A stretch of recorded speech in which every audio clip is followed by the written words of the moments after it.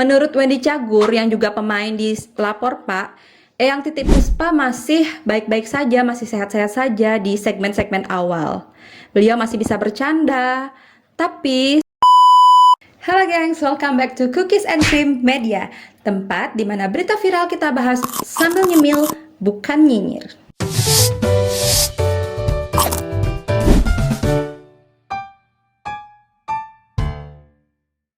Hari ini dunia musik dan seni Indonesia kembali berduka.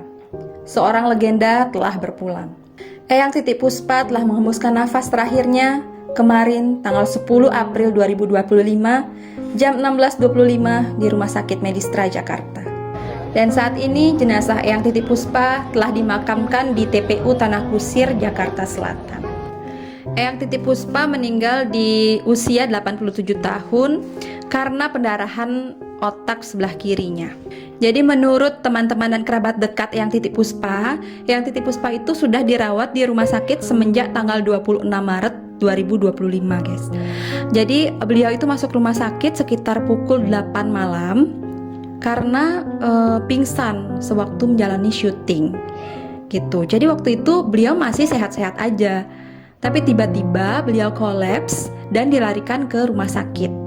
Jadi pada tanggal 26 Maret itu, Eyang Titi Puspa sedang syuting Lapor Pak. Menurut Wendy Cagur yang juga pemain di Lapor Pak, Eyang Titi Puspa masih baik-baik saja, masih sehat-sehat saja di segmen-segmen awal. Beliau masih bisa bercanda, tapi sejak mulai di segmen keempat atau segmen terakhir, Eyang Titi Puspa mulai seperti kehilangan arah. Andre Taulany juga menceritakan di segmen terakhir, Eyang Titi Puspa sempat megang tangannya itu erat banget. Kemungkinan Eyang Titi Puspa waktu itu sedang menahan rasa sakitnya. Melihat kondisi Eyang Titi Puspa yang semakin memburuk, keluarga lalu memutuskan untuk membawa Eyang Titi Puspa ke Rumah Sakit Medistra. Itu sekitar pukul 8 malam, usai syuting Lapor Pak. Dan setelah sampai di rumah sakit, dilakukanlah pemeriksaan dan diketahui bahwa ada pendarahan di otak sebelah kiri beliau.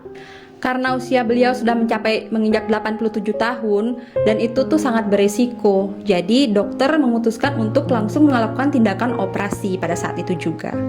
Menurut Mia, manajer dari Eyang Titi Puspa, operasi berjalan dengan lancar. Setelah proses operasi, Eyang Titi Puspa lalu dirawat di ruang ICU agar proses pemulihan Eyang Titi Puspa berjalan dengan lancar. Namun setelah 2 minggu dirawat di ruang ICU, ternyata Tuhan berkehendak lain. Eyang Titi Puspa menghembuskan nafas terakhirnya di ruang ICU tersebut pada tanggal 10 April 2025 di sore hari jam 16.25. Eyang Titi Puspa menutup usia di usia 87 tahun, meninggalkan 2 anak perempuan, cucu, dan 9 cicitnya. Kepergian penyanyi legendaris ini meninggalkan duka yang mendalam bagi sahabat, keluarga, dan juga penggemar setia beliau. Banyak sekali ya karya-karya Eyang Titi Puspa yang masih melekat bahkan sampai di generasi saat ini. Lagu-lagu seperti Marilah Kemari, Kupu-Kupu Malam, Apanya Dong, Menabung, dan masih banyak lagi guys. Buat kalian yang lahir di tahun 80 atau 90-an, pasti familiar banget guys dengan lagu-lagu beliau. Sosok Eyang Titi Puspa juga dikenal sangat ceria, penuh semangat, dan sangat peduli terhadap generasi muda. Pasti banyak banget generasi muda kita yang terinspirasi oleh semangatnya beliau ini guys. Bahkan sampai di usia senja guys. Bayangin di usia 87 tahun, beliau itu masih bisa syuting dan masih semangat banget guys. Wah, memang sangat menginspirasi banget sih beliau ini. Kalau menurut kamu gimana guys? Lagu Eyang Titi Puspa mana nih yang paling kamu inget sampai saat ini? Komen di bawah ya. Oke guys, segitu dulu video kali ini. Selamat jalan untuk Eyang Titi Puspa. Kami turut berduka cita sedalam-dalamnya atas kepergian Eyang Titi Puspa.